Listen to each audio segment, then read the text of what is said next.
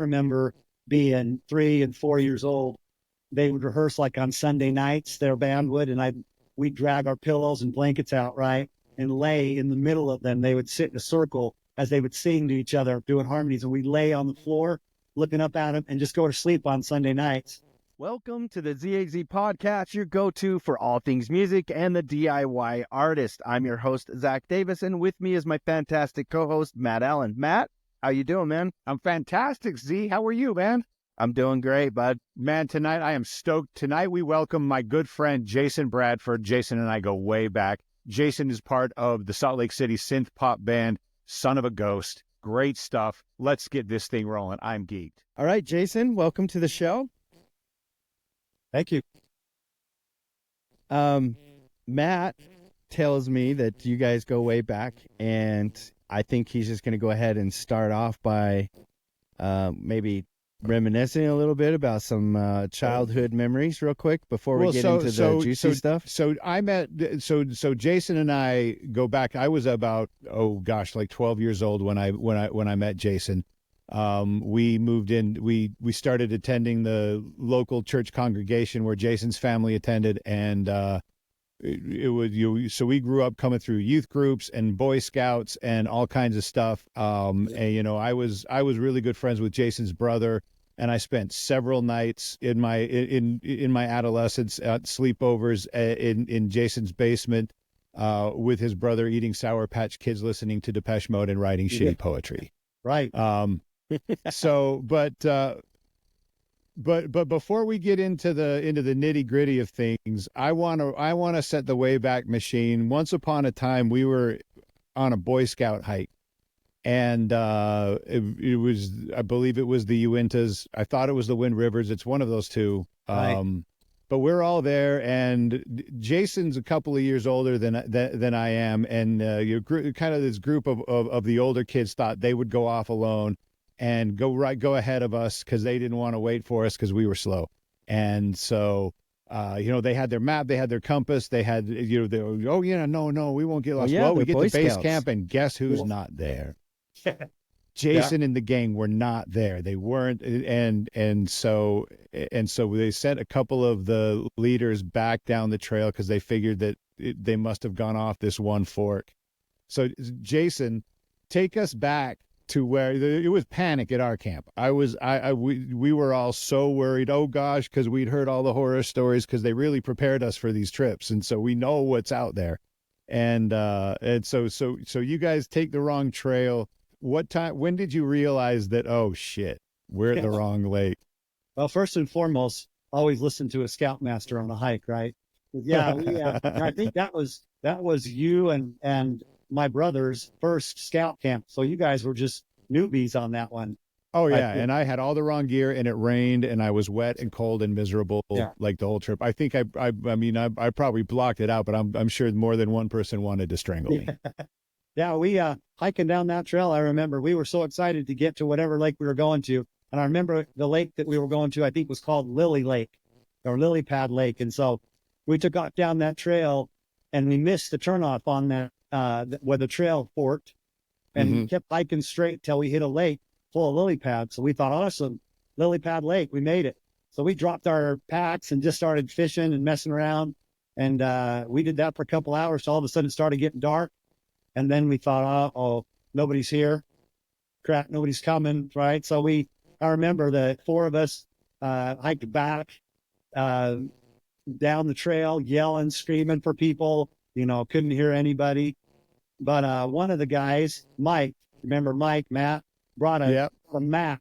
And so we got it out and started trying to figure out what we'd done. And actually, which was pretty good for what we were 14, I think at the time, 15, figured out where we missed the trail, but it was too dark to come. So yeah, the next day we got up, packed our stuff all up, hiked back, found where we missed the trail and started hiking back, and then met the leaders of that camp on the way to find us that next morning. So yeah, man, I'll tell you what, Adam was worried out of his mind, dude. I remember we were, oh my gosh, it's my big brother. We were worried that they were going to kill us when we got there. I bet. You're like, we're so dead, man. Oh We're in man. so much trouble. Well, good times. So I mean, so that's and so and Jason's family very outdoors, very musical.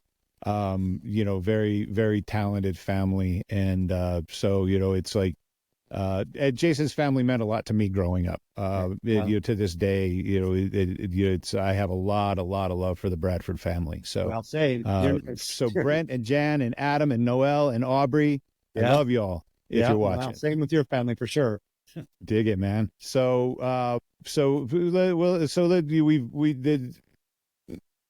I've enjoyed that, but let's jump into the meat and potatoes. The reason why we're here. Let's start talking about the music, man. All right, cool. So, Jason, how did you get started in music? So, like Matt said, music, that's a huge part of our family. My dad was he was a professional bluegrass musician. He grew up playing folk music and bluegrass, like all through the 50s and 60s, and he was a big part of the bluegrass and folk music scene, like in Salt Lake at that time, played all over. So I remember being 3 and 4 years old. They would rehearse like on Sunday nights, their band would, and we'd drag our pillows and blankets out, right, and lay in the middle of them. They would sit in a circle as they would sing to each other, doing harmonies, and we'd lay on the floor looking up at them and just go to sleep on Sunday nights, listening to them as they rehearsed and sang. So, it was a different kind of music. It was, all acoustic. And my dad plays everything with strings, right? Mandolin, guitar, bass, fiddle, whatever. So I learned, banjo. I learned young. I was just introduced to music. And so I was always messing around with it when I was really young. And that's kind of how I got introduced, to it. So it was always a big part of our life as a family. So what was the first instrument that you kind of picked up and started to fiddle with and just kind of gravitate to, like, I guess, a favorite childhood instrument, maybe one you learned on? Or? Well, it's funny because I wish if I could go back, I'd kick myself, because my dad always wanted to teach me to play, right? He always wanted a bluegrass musician. So he wanted to teach me to play. And the first thing that he tried to teach me was actually the banjo. And I played that for a little bit. And, but I was kind of an idiot at that time because it was just another thing my dad was trying to teach me, right? So I kind of put him on it a little bit. But I learned to play a little bit, but I kind of let it go. And then a little later, he started to teach me how to play guitar. And so that was the first one that he started to teach me. And then just after that, my mom put me in piano lessons. So I learned to play the piano, and, it was always, I'm not good compared to a good piano player, but I can definitely sit down and just play. Right. So I kind of started all those at the same time. It wasn't until later in life that I really realized how much my dad knew from a guitar standpoint and really trying to learn to play it. It's just a tribute to him, Right. So, like, some of my questions here on the outline are kind of all jumbled up, but I was going to ask, we usually call it on the show the aha moment. So, like, what share your story at the moment where you realized that, okay, this is something I want to take, like, to a new level, to where you want to perform or you want to write, or, do you have a story or like that aha moment that you remember? Well, it's funny. I remember, I never really knew or thought how I would ever be in a band or start a band. I remember that, right? And we were in high school, and Matt, you probably know some of these people, but we started a band with 4 of us: Dave Anderson and Andrew Lawrence and myself and Shane Franz, and Matt probably knows those people. And we actually, all 4 of them, we were listening at the time, and I'm dating myself a little bit, to synth pop at the time, right? Mm-hmm. And we thought, I wonder if we could do this. And so we went and bought, they were cheap Casio keyboards, right, at the time. And 4 of us, we had nothing. We had a little TR-808 drum machine, Roland drum machine that we programmed, and we did one song. And I remember we went to a party that a friend of ours had and set up in our front room, and we played one song. And I just remember at that point in time thinking, like, we did it. Like, we actually performed a song, right? We had there was no sequencers, there was no nothing. But It's all live. and I'm What sure song was it? I wish I had a recording of it. I'm sure it was terrible. What No, song you was probably it? don't want to record it. But no, it's cool. That's cool. It's I cool. remember after walking out of that thinking, you know what? Like, I love this. Like, and it wasn't even that people liked it, because they did, but it was like, I mean, we did this. Like, we put it together. We actually figured out how to put a song together and do that. And Well, so, you got a taste of that live performance, man. yeah, And that's that's great. It's addictive. Do you remember what song it was? it was Photographic by Depeche Mode. Oh my gosh. Right. Yeah. Well, yeah. and then Cool. and that actually, you know, went somewhere, because, you know, you and Shane, now the names of the bands were you were Native Tongue, and were you Someone Young at one point? Yeah, right. Okay. We performed with you, Matt, down there. Right. Stars under that. Yeah, that was my farewell. That was the last show that Deep Blue ever played when I was leaving on my mission. Yeah. Right. So when Matt was queuing this up to bring you on the show, he says, yeah, he was in a band called Shane Franz. And I'm like, that name sounds so familiar, but it wasn't ringing a bell. Yeah. And then he had mentioned that. He's like, no, they played with us as Club Stars. I'm like, because then all of a sudden I could see the flyer that we had made or whatever. Right. And, because I think that at the point when we were drawing the flyer, you guys hadn't decided on a band name, or weren't sure, or hadn't gotten it to us. And so we just put Shane Franz and Company. Yeah. I think, it was Shane Franz and Company is what it was. Yeah. That was just to make us look bad compared to your cool name. That's why you did it. Yeah. Well, that was the show that we decided we're changing our name from Deep Blue. From now on, we're Spanky and the Noodle Men, because we're going to be a ska band now. Yeah. That was, anyway. Yeah. Well, I keep rehashing that old. That was a fun, I mean, those were fun gigs.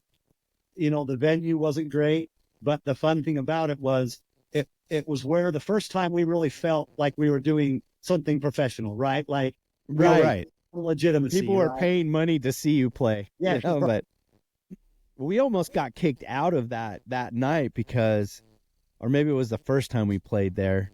But before we went on stage, we all went back and we were going to say a prayer. And we're all kind of huddled up saying our prayer or whatever. Well, the owner come back and he thought we were all like smoking a joint and like passing it around. He's like, you guys get the hell out of here. You know, like, what happened? What? He's like, we're just praying, dude. And he's like, oh, really? Oh, okay. No, you're good. You're good. Like, I thought you guys were doing something you shouldn't, you know? And I'm like, well, we're not allowed to pray? I'm sorry, you know? That was pretty funny. I remember that, though. Yeah. And it was a dump, man. Yeah. It was such a dump. They had no security. I remember that's why we quit doing it. We had that last gig, and I think we played it together. You know, we were playing, and some guy and some girl came to the front of the stage and sing to me, you know, wanted me to get down and sing to him. And I did it, and then the guy just decked me, just punched me from the floor. What? You know, when we were playing with you? Yeah, I think we played right before you guys did on that one. I don't remember that. Yeah, that was the last time. That is wild, man. That is wild, dude. Oh my gosh. I remember after that, we're like, no, we're done. You know what I mean? Yeah, we're like, good. well, now it's just sucked all the fun out of it, you know? Well, and I didn't at one point, didn't Shane get his hands on an Oberheim expander? You know what? He got his hand on a Juno. So that's what we were. That was right. Yeah. Well, because I have, and I swear I have it. I know it's at my house somewhere in my box of tapes, but I have your demo somewhere. There's a cover of Dreamin' by OMD, right, and a Pet Shop Boys tune, I think. By the Pet Shop Boys. Yeah. And I was just, man, I was so jealous of your setup and the sound, and like, because, you know, this demo sounds great, man. Yeah. And it was just so much fun. And then I ended up collaborating with Shane Shane wrote the music part for the end of my junior year. I was running for student body office at Highland High, and I wrote a rap for my election assembly skit. Yeah. And Shane wrote the music for me for the behind it. I remember when he did that. Actually, I do remember that. That was a long time wild. ago. In a galaxy far away. So let's not. I don't want to gloss over too much of your career, but I want to get up to where we are now with Son of a Ghost. So after you were making music with Shane in the early '90s, did you keep on playing? Did you take some time off away from it? What led you to where you are now? Yeah, no. So we stopped playing with that band, not too long after we all played together. Things just got crazy. And I actually, with my brother, joined the band Stone Mountain. So, which was a different take for me. I played bass in that band and some guitar, and we played together for probably 15 years. So, it was a lot of influence. Dave Matthews Band and Blues Traveler. Okay. And, right. Cool. Counting Crows. And so it was cool. We played a lot of music, in a lot of places, did some festivals and so we had a lot of fun. We did that for a long time. And that kind of broke up. My brother ended up going to graduate school and, back in Iowa. Right. That it just Dean Bradford, man. Yeah. Exactly. So it doesn't surprise me one bit. I know. It kind of fizzled out. It fits. It's like, yeah, no, man, that Dean Adam, yeah, that actually plays, man. Yeah, professor of literature. That's why he was always good at lyrics. So it was absolutely, man. Yeah. So we did that, and it was kind of after that ended. I was by myself for 3 or 4 years, just doing stuff. I mean, it was funny. I went back to doing some weddings and playing some gigs up around, my area here. And then about 5 years ago was when we started kind of playing together. Kylee and I, who is Son of a Ghost, that we started kind of jumping into this project. So, yeah. So how did you and Kylee, how did you meet? And then was it like collaborative effort? You decided to like, hey, let's do this Son of a Ghost. And I know you mentioned some of your biggest influence, obviously, when you played hey, I'm asking the question here, is Depeche Mode, which is one of my favorites as well.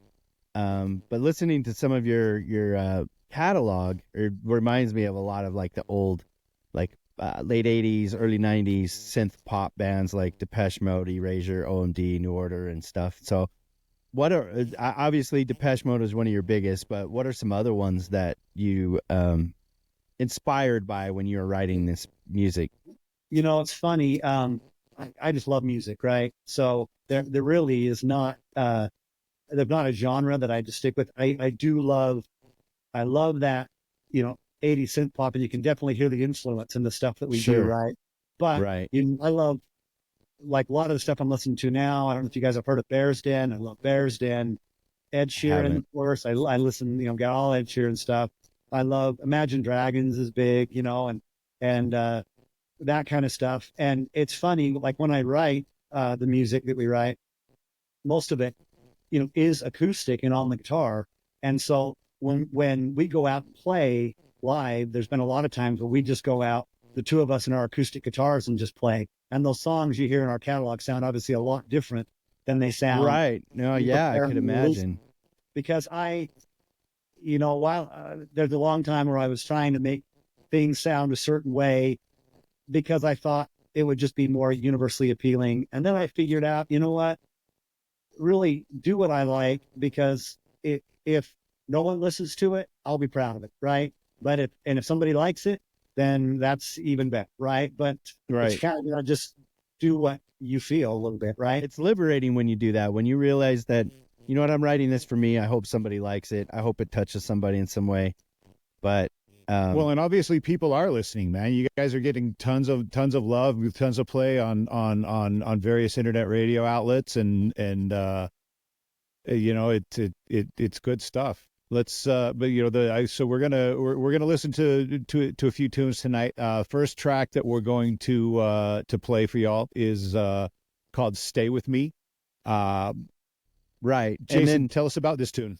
yeah, tell us, before you go into the tune, though, tell us how you met Kylee Watson. Oh, And- right. Yeah. So actually it was funny. Kylee, he moved into the neighborhood here that I live in, just a mile to the south of me. And one day we just kind of ran into each other. We were at a neighborhood party and we just started talking. He had done music pretty much kind of just on his own for probably 10 years, and had never really been in a band, but wanted to do it. He had a very unique vocal sound, right? I mean, like his sound is not the same as everybody here, and I kind of liked that. So we just thought, let's try it. Let's just see what happens. We actually just sat down with our guitars and started playing. We put together a little set list, like just some covers and a couple originals that I've been working on, and we just Started jamming. I think we did a wedding. I think we did, just kind of a couple things. Yeah. If we Yeah, liked cool. it, and we just liked the sound, right? It kind of gelled. He brought a little different influence. He Sure. being a little younger than me, his influence was more the Dashboard Confessionals and all that kind of 90s, grunge kind of stuff, which I Right. listened to too, but I brought a little bit more of the electronic influence, right, to it. Right. Well, I was actually gonna say I heard a lot. I heard a lot of Dashboard, in kind of in his in the vibe in his vocals, because I just I'm, as evidenced by the lovely backdrop, I'm on the road as we're recording this, and on my drive out to the Front Range of Colorado on Monday, I listened to everything. I listened to everything you guys have on Spotify. Oh, nice. And with it was trying to really kind of, and it gives you a lot of time to listen when you're driving across I-80 across Wyoming. Right. So So but, was Stay With Me. Let's cue that up. Now, are you who's the one singing these songs, or do you guys share that role? So yeah, we do share. Stay With Me, that particular one, I did sing lead on that one. Okay. Okay.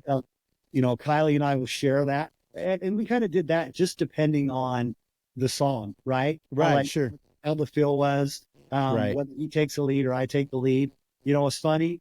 Our influence for that a little bit was like Bare Naked Ladies, right? You get times where those guys split duties, and we just kind of liked that feel a little bit. So, but the majority of the time, Kylie singing lead, and you can definitely hear the difference between he and I. Yeah, because before we went on, Matt and I were talking about it. I'm like, I'm not sure who's singing this one or what, but we're gonna ask you about it. So right. Well, I can tell. I can always tell your voice. I've been from, but it's just like, it's so cool because you've got such contrasting vocal styles and voices, period, and timbre and just everything. It's Right. but they complement each other very well, and especially even from track to track. So Right. all right, well, should we play it then? This is the first one of the night. It's called Stay With Me by Son of a Ghost. And of course, you can find this on all the major streaming platforms. I was able to find it on Spotify. That's my main streaming, but I'm assuming it's also on Apple and Amazon and all of the majors. I'm assuming, right? Yep. Okay, we'll go ahead and let's play this. To listen to this song by Son of a Ghost, please refer to the links in the description below. that was "Stay With Me" by Son of a Ghost. I dig that tune, man. It's like, it makes my toes tap, and it has that. It just makes it has a total like Erasure vibe to me. Yes, and indeed. it's just uplifting, man. It just like it makes your soul groove, man. So Yep, it's like that synth one. pop perfection right there. Well, that song was completely selfish. When I wrote Yeah. that song, I was like, I remember, when I was writing it, just saying, I don't care. This is one I just don't care. I just like, I sat down the day I wrote that and said, I'm just going to write something that just makes me feel good. Right. And I don't even Right. care. I don't even care. Right. I don't even know if I was going to put it out, but, So anyway, but I really, so that was just what I wanted to hear. So anyway, No, that's great. It's so liberating though when you go from writing music because you think this is what they want to hear to writing music because this is what I want to play. Yeah. This is there's a liberation there that's really pretty phenomenal. For me, I feel like there's that fine line though, right? So there's the do it yourself mentality, which we're all embracing, right? That's what this whole podcast is really about, is the independent artist. Not that I wouldn't interview or have somebody on the show that was signed to a label or whatever. But most of us are in that basket, and part of that is liberating, like I was saying earlier, because you're writing for yourself. You're writing for, like you said, selfishly writing. But on the other hand, like if you were writing under specific guidance of, let's say, a producer or something like that, I think if you're okay with it, then there's no harm in that either, though. You know what I mean? Like, I don't know how to describe what I'm trying to say. Absolutely. I'm not that way. Like, all of my music, or Z Frequency for that matter, is like, each song is so randomly different from the next. It's like a promotional nightmare as far as trying to promote it, trying to find it, like, niche down on a genre. And I speaking of promotion, that's actually the next question was, how do you usually promote your releases, or do you? I do. It's interesting because this is the good thing about, today, based on, the 90s when we were all trying to do this, right? I mean, we didn't have the internet and the options that you have to do this kind of thing. The best thing you could do was, like you said, Matt, make a flyer and go stick it around the neighborhood and hope somebody listened to it and try to, hawk CDs, right? So, found that the thing that kind of got us started from a promotion standpoint was I just got out there and started networking. I actually got on Facebook is where I started, and I joined a bunch of just musician groups on Facebook, right? Okay. And I started to meet some people, and I got on some playlist groups where they were like, oh, if you'll stream the playlist once a day, everybody streams it that's on the list and shares it on their social media. And we started to share that, right? Okay. And then I started to get to know some people, all over. I actually started a playlist myself, started on Spotify.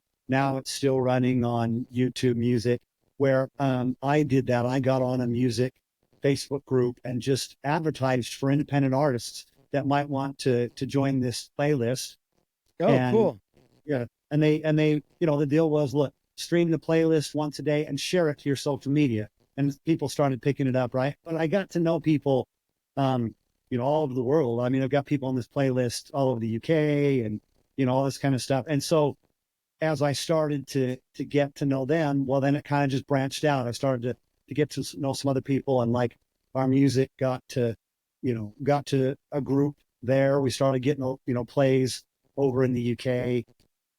I've been pushing out on our social media channel about right now, there's a radio station in the Burton Chart Show in Burton-on-Trent, England. Yeah, so I was kind of stalking you a little bit about that too, which I thought was really cool. Yeah.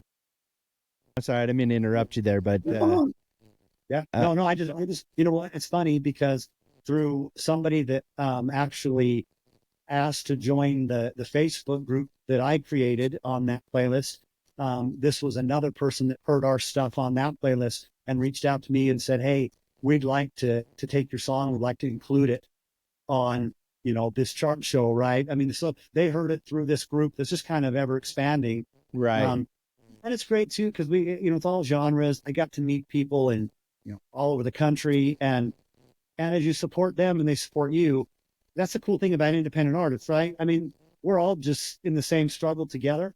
Sure. And most people are really happy to push you and help support you, and you do the same for them through social media, and and that just kind of grew. But it takes some time. Obviously, it takes a lot of time and effort. But But yeah, that's kind I of mean, been, you definitely have some measured success, like just based on, I mean, it's granted it's Spotify vanity metrics, but there's some that you have quite a few like good bumps and streams, and we can talk about that a little bit later. But do you have any projects or songs that you're currently working on right now?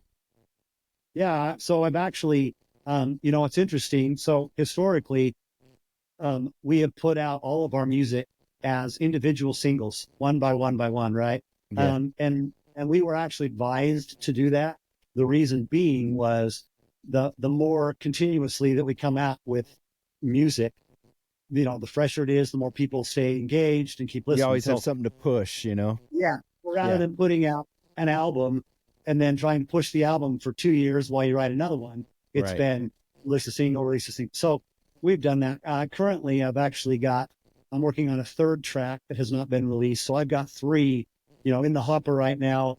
That, it's interesting. The next one that I'm going to release, and I actually think I'll release it here in the next week and a half, 2 weeks, is a little different feel for us.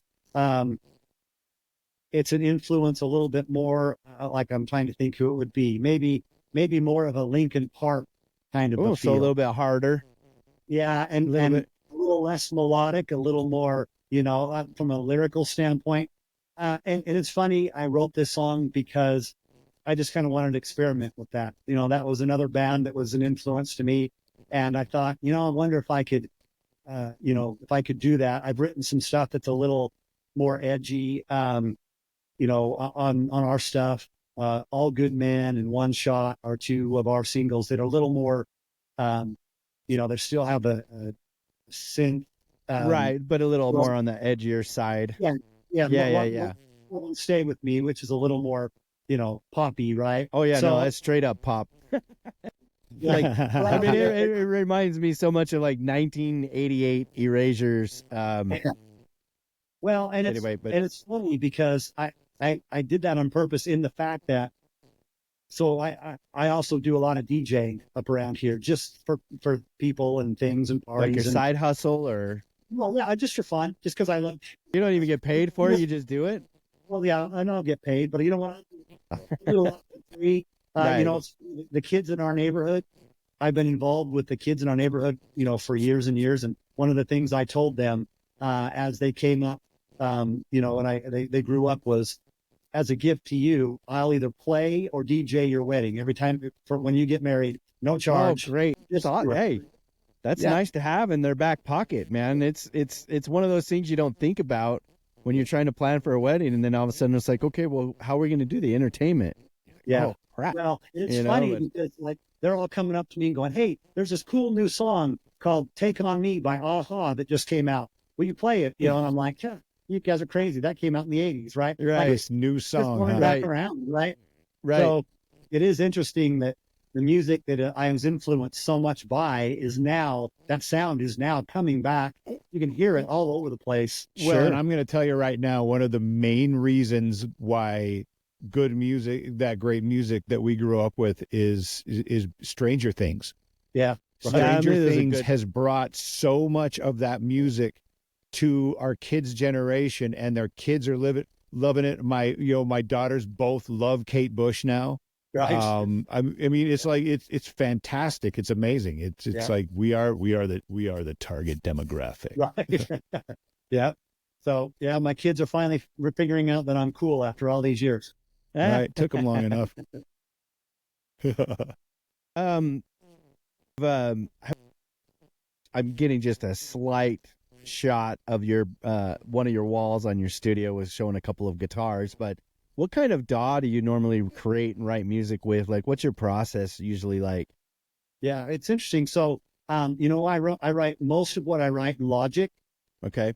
which I have loved. It's so funny. We were talking earlier about, keyboards and the keyboards that we have. And we used to try to run down, these cool analog keyboards, 60s and all those, right? And the sad part now is you pull up Logic, we've got every sound we could have ever wanted back, early 90s when we were doing this, now at your fingertips. I mean, just the ability to make and not just make electronic music, but all this music. Yeah. So simple. So, the thing I like a lot that I've used for that, the DAW and Logic is, that one for me is just really user friendly. Whether you want to dig into EQ and stuff and reverbs and all those kind of things, you can customize all those if you want and create them, or there's just so many presets in that DAW that allow you, if you've got the sounds you like, great, but not, though they're just easily tweaked. You can start somewhere, right? I was gonna ask you, do you find yourself being more of a preset guy or a tweak guy? You know what? I'm a tweak guy. I mean, as I was learning it, the good part about it, as I started out, using that for the first time, the presets just saved me, right? Because they get you most of the way there. Especially with things like reverb and effects, where you can vary yourself really quickly, where next thing you know, you're just in an echo chamber, right?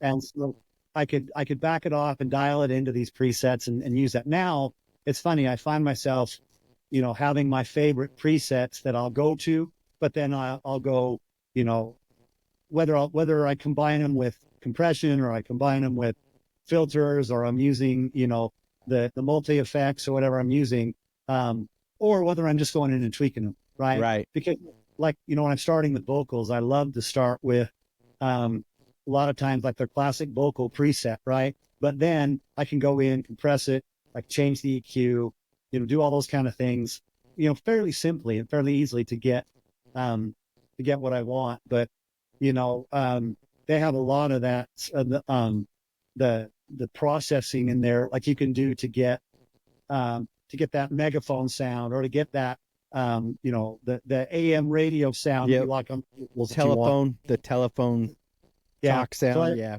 really like that. I found it to be really easy. So that's just kind of, and I really got there through GarageBand. Like when I started, I'm going to try it in just a free version of GarageBand. I think I actually recorded the first one legitimately on my cell phone. Right. I just had a little iRig that I plugged in, plugged my guitar in and a mic in. Dave Albarn from Gorillaz created a complete album on his iPad in Africa. I can't remember the name of it, but that was the whole goal, was going to create this whole album using some electronic instruments and stuff that they had there in GarageBand, but then also using some of the more eclectic instruments that were there.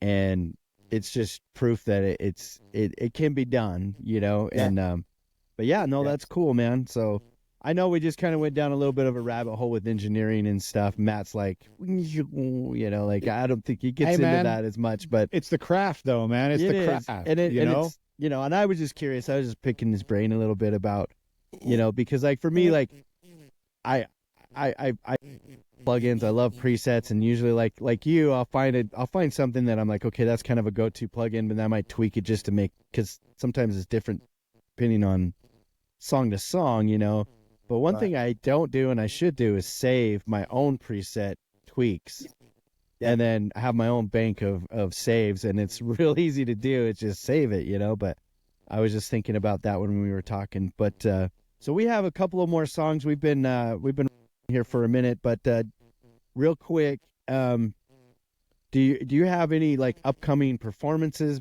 with Son of a Ghost, or tours or plans for live performances or anything like that?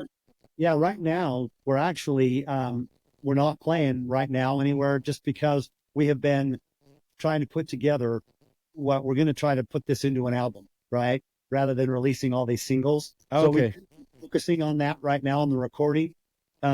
So we will go out and play. I'd like to go out and play this. So we just kind of put that on the back burner a little bit for right now, while we've been just kind of trying to write and record right now. Cool. So I'm kind of once Z Frequency is ready for live shows, man, we definitely need to gig together. Yeah, no, it'd be fun to do that again. Like I said, we've got a history of that. It would be fun. Yeah, absolutely. That would be like a full big giant loop with like about 30 or 40 years in between. This time without Jason getting punched in the face. Exactly. Yeah, no, that's but yeah, No, it's funny you mentioned that because that's kind of been Z Frequency's, like, so, I mean, technically the band really just launched in January of this year. And my goal was to put out a new single every single month. And so far I've done that. Right. But I wanted to take the last few months, add 2 or 3 songs that haven't been released yet. And then I'm going to add it all together as an album at the end of the year. So, so I think it's kind of similar. And we haven't even done a live thing. And the thing is we, like, the way Z Frequency works is, like, if I have a song, I have like a Rolodex of musicians that I farm out to and say, hey, I think you'd be great to do guitar on this song. Would you want to do that? And they're like, yeah. So they all have their own studios, like you and me. And so I'll send them the stems or whatever. They do their part, send them back. And so I've got a drummer that lives over here and, you know, a guitarist that's in Phoenix or whatever. And then I get the whole song together, and that's what becomes the song. Well, when we decide to do a live, I don't know what that's going to look like, because I'm going to kind of have to do the same thing, but those musicians are going to want to be able to play live. And I guess the plus side of it that I always bring up is that I have all the stems. So it could be as small a venue as just a one-man show like myself, or I could have just me and Matt, or I could have, you know, 3 or 4 guys, or I could have the whole band, in which case I wouldn't need backing tracks. But all these guys are going to have to get used to playing backing tracks. And so when you mentioned that, you know, you do live stuff, but you do it acoustically, so it has a completely different feel and sound to it. But yeah, I don't know that I could do that. I don't know if I'd be able to swing that one. But when we played it live, we're doing the same thing. Like, you can hear, you know, doing "Stay With Me" live, the way that it's recorded and released is, you know, we're doing that live with a lot of recording, the 2 of us on stage. So okay, so you do use backing tracks sometimes too, as well. Yeah. Oh, okay, cool. When we do that live, we'll do it. So, you know, and which it just depends on what we're playing and the venue we're playing, you know, Sure. whether we're doing, but we need to do a collaboration, because it'd be fun to, you know, we ought to do a collaboration with you, man. I'm trying to do a song now with horns, Matt, but I can't play the trumpet. So it's just not the same, I'll tell you. Hey man, I also you know, if you guys ever have a song that you want horns on for Son of a Ghost, I'm happy to. Zach's got all of the gear that I need to come in and lay horn tracks and email them over to you, man. Yeah. Okay. Always happy to horn myself out. Well, like I say, I love to collaborate. I just, that's the fun thing about music, right? To me, music is not a competition, right? It's a brotherhood, right? It's fun to get together. I'll play with anybody. You know, a lot of people, I feel bad. You get together and play with them, and they're like, I don't want to play because I'm not good enough to play with you, or I'm not. You know what? If you love music, it doesn't matter. Just play, man. Let's just, exactly. You know. Yeah. So I mean, the thing is, like, you know, I've been trying to collaborate with some other guys, and I sent them, and they're just like, it's not in their wheelhouse normally. You know, like, one of them is a rap artist. And I'm like, just collaborate, just a verse, just put a verse. Could you do a verse? And he's like, you know, and then it was like a yes, no. And then finally, like, I don't know. He came up with some excuses for it. And I was like, all right, I'm not going to bug you about it, you know, but if you ever want to collaborate, you know, like, I'm all about collaborations. Like, part of the goal for next year is I've been releasing singles, like I said, every single month. And I think next year I'm going to do a little bit different. I think I want to do maybe an EP and take 1 or 2 of those, release them as a single, but I'd love to do a collaboration or 2 and maybe a cover and maybe a Christmas song. I don't know, but it's not going to be near as much. And the reason why, honestly, is because this podcast started in August and it has just taken off. And I'm at the point where I'm so busy that I have to, like, Matt has to remind me, like, hey, you're in a band too. Lyrics, Zach. We have 4 songs that need to be finished. Right. You know, so he has to remind me, like, hey, you got to put on your music hat too, you know? And so, but yeah, everything's fallen into place the way it should. And it's been really exciting. But yeah, my big, I think, you know, thing I want to push is for collaborations with just about everybody. And so, well, keep me in mind. I'm there. I will absolutely, Jason. So let's go ahead and cue up the next song. This one's called Ordinary. Do you want to go ahead and talk a little bit about how this song came about? Yeah, because it is a little different than Stay With Me. Yeah, and you can hear a little bit, like I've said to you guys, I I have another influence is much more like this, right? Singer songwriter influence as well, and this is more one that has that sound to it a little bit. Okay. Kylie singing lead on this one, but it was kind of a situation we wrote. This was actually a friend of mine going through something where, um, you know, he'd gone through a rough kind of breakup of a relationship he was in. And, he had kind of said something to me where it was like, um, I don't know who I am if I'm not with somebody. Right. So, and kind of where we got that line of, feeling ordinary. I didn't feel ordinary when I was with you. Right. Yeah, I felt special. And now I just Right. feel I'm Cool. not that. Right. So Right. that was kind of the influence for this song when I wrote it. So. Nice. Well, all right, we're going to go ahead and play that. This is Ordinary by Son of a Ghost. To listen to this song by Son of a Ghost, please refer to the links in the description below. All right, that's Ordinary by Son of a Ghost. You're right. It's a shift stylistically, but it's also I really like Kylie's vocal performance on this track.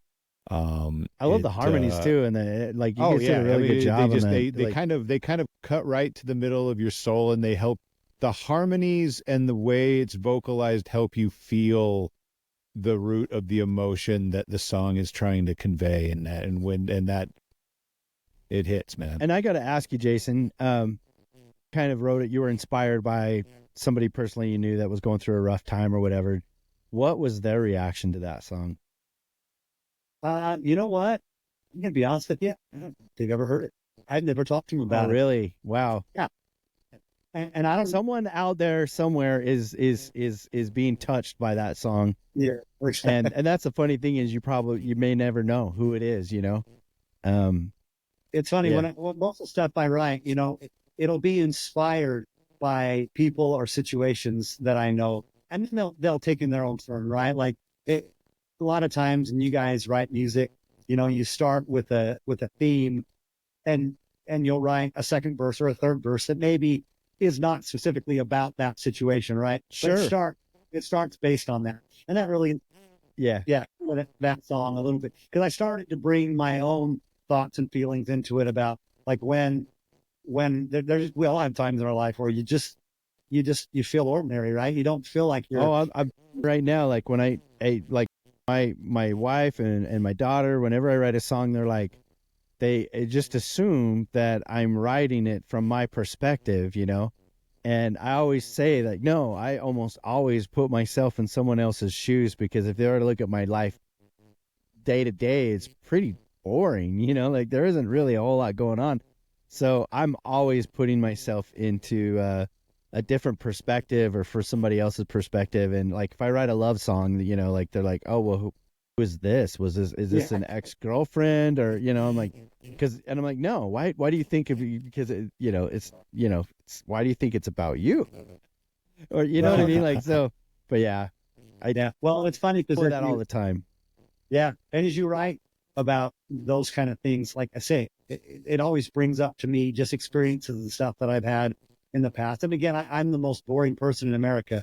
I met my wife. I'm too. I'm there with you. I'm like number 2, if that's the case, a close second, but. Well, it's funny because I met my wife in high school. We're high school sweethearts. We got married, a year out of high school, and have been married, now for 30 plus years. And so awesome, man. Congratulations, dude. That's no easy feat, honestly. Like anymore nowadays, that's not something that happens normally. So right on. We still have experiences. I can still draw on experiences that have been tough experiences or tough times or stuff, that even though, we're still together. And like I say, was inspired by this person having a hard time. I can relate. We've had hard times, and I start thinking, bringing those experiences into that song, when you're right. So absolutely. Well, and the other thing too is like, sometimes like somebody will listen to a song, let's say that I write, and then they'll come up and ask me, like, what did you mean when you wrote that song? And I hate to tell them my perspective, even if they're reading the lyrics and say, you can read it for yourself. But I'm like, well, what does it mean to you? Like what's, and because usually that's more interesting. And the other thing is I wouldn't want to ruin whatever impact that had on them, because for whatever reason it triggered something within them. And if I said, oh, it's about this, it may ruin that for them. It So wasn't a euphemism for anything. It was really just about hookers. Yeah. right. Well, that was yeah, a while ago. I haven't written about hookers for a while, but yeah. But I agree with you 100%. I mean, like you say, hopefully it's personal. Music should be personal. So hopefully it strikes something in them. And if it's about something different for you, I'm great with it. Right. Right. And like a lot of times for me, it's like my favorite song is not everybody else's favorite song. Like usually the songs that I like the least are the ones that are the most popular, like, oh, I love that song. You're like, oh, cool. Yeah. You know what I mean? Like, and just try to like, it's like the hard thing I have is, these songs that when we release them, I release them months in advance, like they're already been through the ringer probably 300 or 400 times. I've listened to them before it gets to anybody else's ears. And so you have to pretend, the week that it comes out that you're super excited, and you are excited, but it's like, like I could close my eyes and sing this song in my sleep, but yeah. What's for Son of a Ghost in the next few years coming up? Like, do you have a vision of what you guys want to do here in the next, I say 1 year to 3 years? Yeah. So, I mean, I think that our next thing right now is really, it's funny. It seems like, it ebbs and flows, right? And so right now we've started picking up some good traction. And so I think really our goal that we've talked about here is to do an album. Like, we have not done a full solid album. We've been releasing these singles. And so I'm really trying. I don't know. It's probably maybe a little bit of a pipe dream, but I'd like to still release some singles similar to what you're doing, Zach, about, whether it's one a month usually takes me, by the time I do post-production, I'm with you. It's funny. I write a song, I listen to it, like you said, 400 times, change it 150, right? And so it usually takes me a couple of months to really get it out. By the time I mastered it and all that stuff. But to continue to put those out, but to have an album written and released, by June of this next year. So we'll see. We'll see if I can. And I've got a lot of songs I'm working on. My problem is staying focused. Like, I write one and I love it. I've got one I'm just working on tonight that I just wrote that I love, but now I've already got another idea and I'm like, okay, I'm going to drop that one and go work on the new one. Well, back in the day, and Matt tested this. So we're talking like, the 90s or whatever. I had like a little handheld like tape recorder. Right. And my setup was in the garage because that's the only place that my mom would let me be loud enough. And I had a little Casio keyboard. It was a mini size keyboard. So like, well, the keys weren't mini, but they were like that mid size. They weren't full size keys, but like mid size keys. And I played the shit out of this thing to the point where some of the black keys had broken. One was missing and a couple were broke. So like, I would actually have to pick up one of the black keys and move it over if I was changing keys on the piano or on my song. But I would record these songs, these little compositions that I would write. And I'd come in after work. I'd work late. Like, so it'd be like 10 o'clock at night, sometimes midnight. I'd come into the garage and it's just, me, and maybe a little light. And I would come up with these compositions, but I would come up with them so fast that I would have to record them so I could like, okay, I can come back to that. So I could work on this one that I'm just working, like, it hit me now. And it's tough because you want to go back. Like, you love the idea that all of a sudden you're inspired for something new, but then you barely got started on the one you're working on yesterday, And so it's a little easier now, I think, but. Yeah. And I think it comes down to, you've heard a lot of people say, if you want to be a songwriter, I mean, write 1 million songs, right?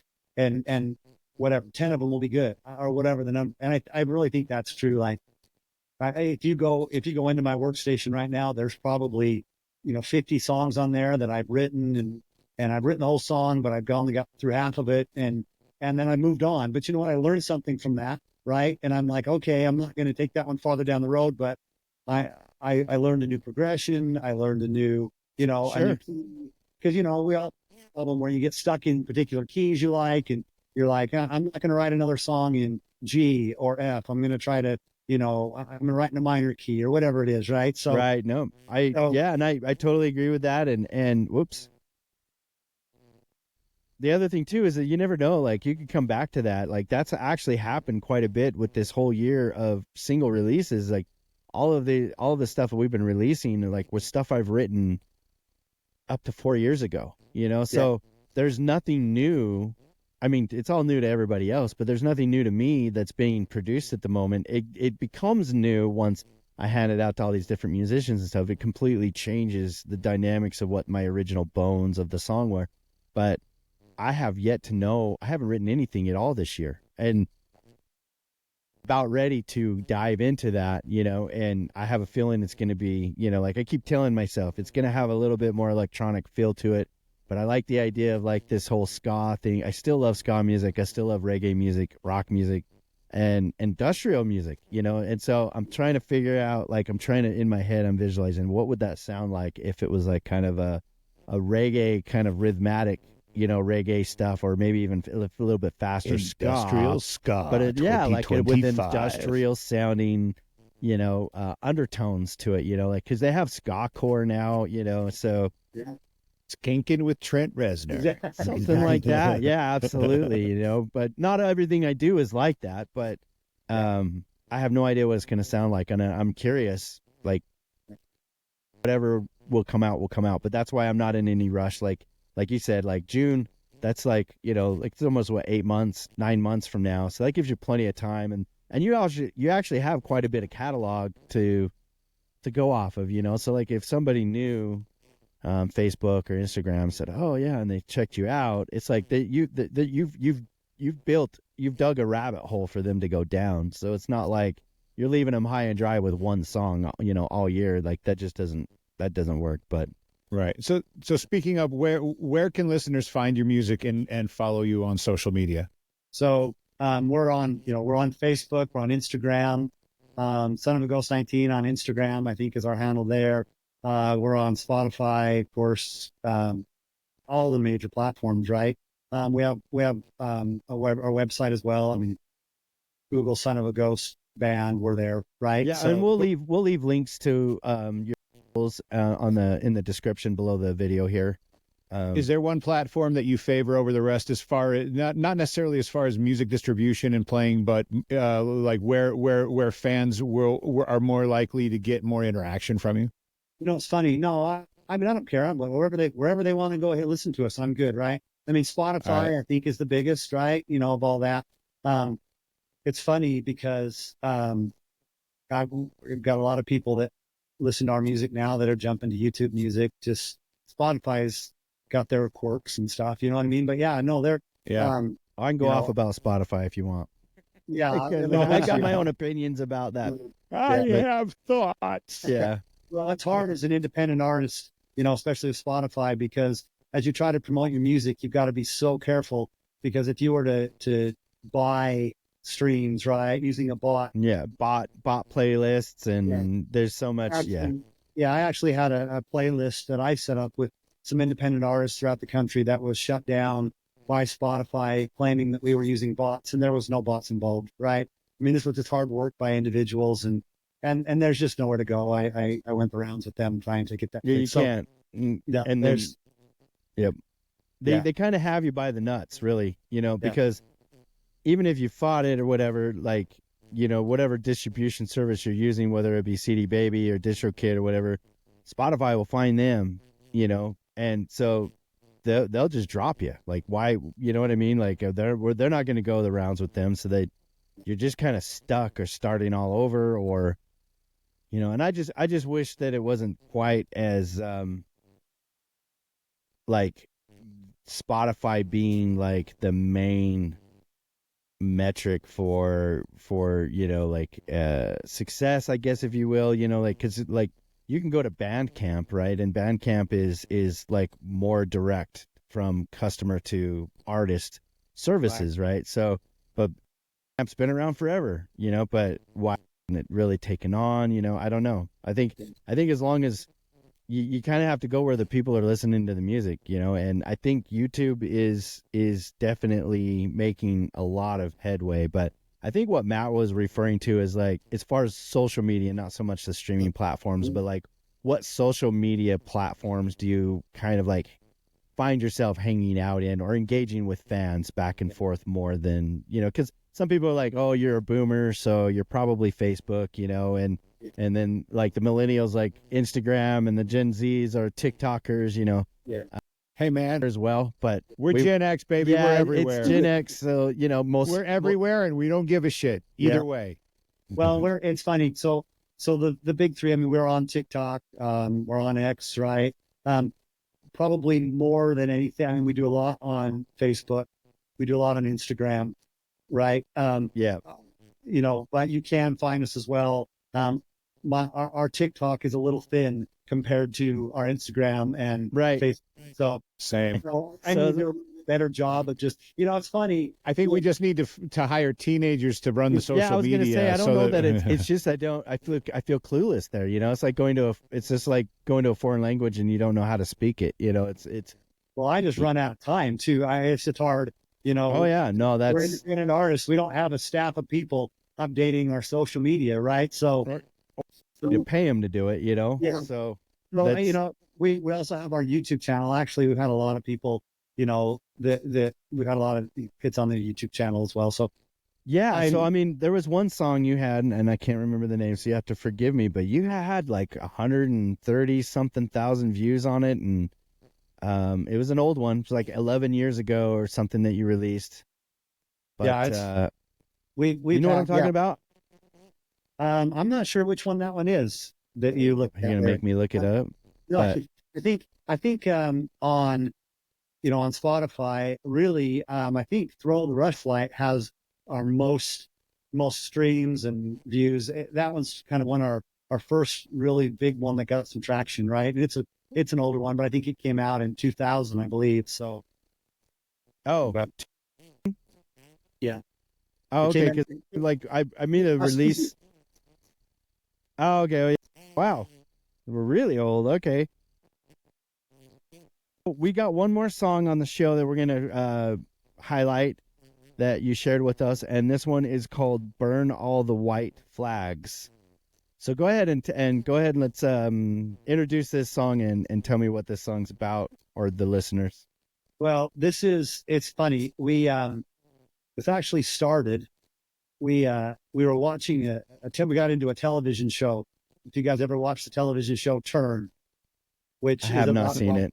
It's about revolutionary time, right? Okay. And we were talking about like social change, right, and political change, kind of a situation.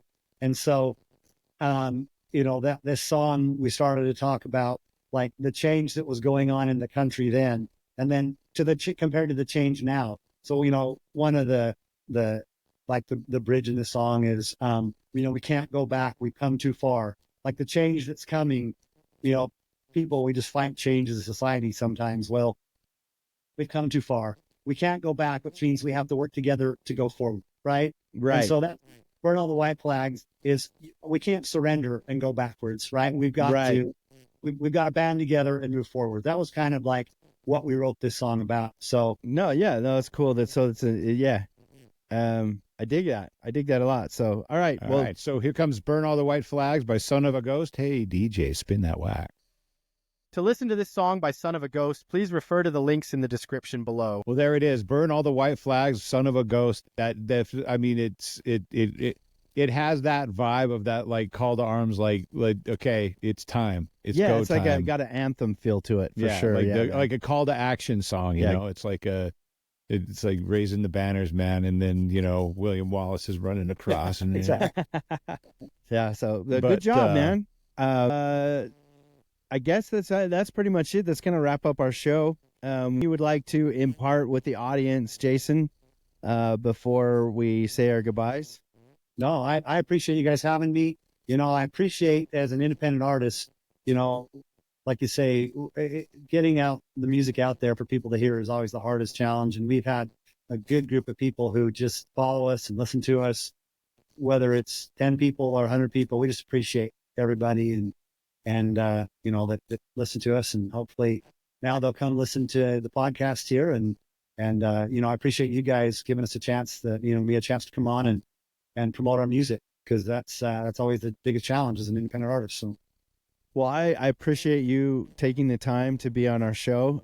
We are like I said, you're, I think, episode number 7. So you're just, we're just getting started, man. And we'd love to have you back. Talk about anything new that you got coming out. And we talked about doing some collaborations. So I don't think this is the end by any means, for sure. And I think next time let's work it out. Let's have you and Kylee both join us, and Sure. And we'll do some deep dives, and anytime Absolutely. you've got a new release coming out that you want you don't want to throw our way to help you promote, we're happy to do that. Great. That's great. I appreciate it very much. All right, Awesome, man. man. Well, we will talk to you soon, Jason. It was good to have you on the show, and we'll have you back. Thank you very much. All right, Matt. Thanks. Have a good night, man. Good night, everybody. Thank you for watching. For more information about our guest and the ZHZ podcast, please see the description below or visit our website at zhzpodcast.com. Until next time, have a splendid day.